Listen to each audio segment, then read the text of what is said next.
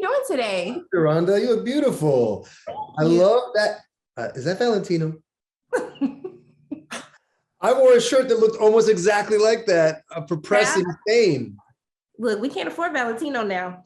It looks exactly like it. It looks great. Oh, I got me a good knockoff. Okay.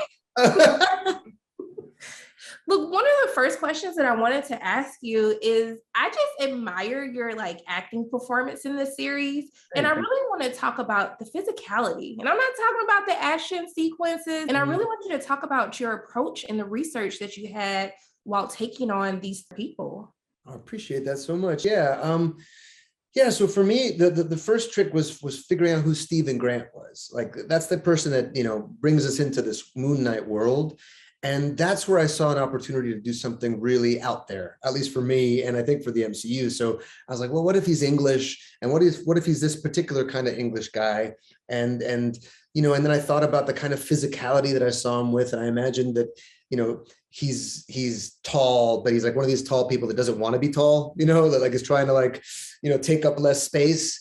And so he's like a bit uncomfortable and wants to reach out to people, but doesn't quite know how. And then to make the counterpoint to that physically with Mark, who is like a slab of stone, and is wanting to push everyone away. And so that was kind of a starting point with the physicality. Look, I loved it. I was just like, do y'all see the work that he is doing? Okay, he is acting in this. I just need to make sure that the people know. He is acting hard in this. Okay. But one of the things, like there's a scene in the episodes that I watched that literally broke my heart. And seeing Mark have to basically be second guessed because he is a person that is dealing with mental illness. Like I was ready to fight everybody on the screen. I was about to come to this. And yeah. I really want to know for you, like, what is the hope that people, the takeaway that people will walk away from and how we treat people who deal with mental health issues? I mean, look, the thing is, I think there's no one, especially in this country, that hasn't either dealt with it firsthand or with someone that they love, someone, a loved one that's very close to them. And it's a travesty the way that mental health is dealt with in the United States. I mean, you see so many people out on the streets that are just in need of help.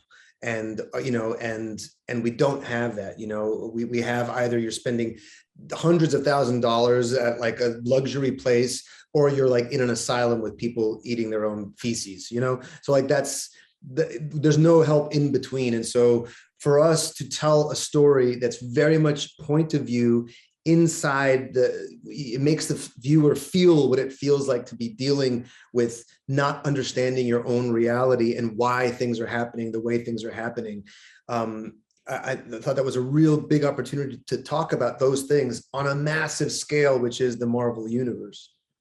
Look, can I just tell you, you made my day being able to talk to you. Oh my goodness, I wish I had more time, but Sweet. I just want to thank you so much for taking time out of your day to speak with me. It means so much to me. And I'm just sending love and light your way. I really hope you have a great day. You are such a sweetheart. Thank you, Sharon. I hope you have a great day too. Thank you. Bye.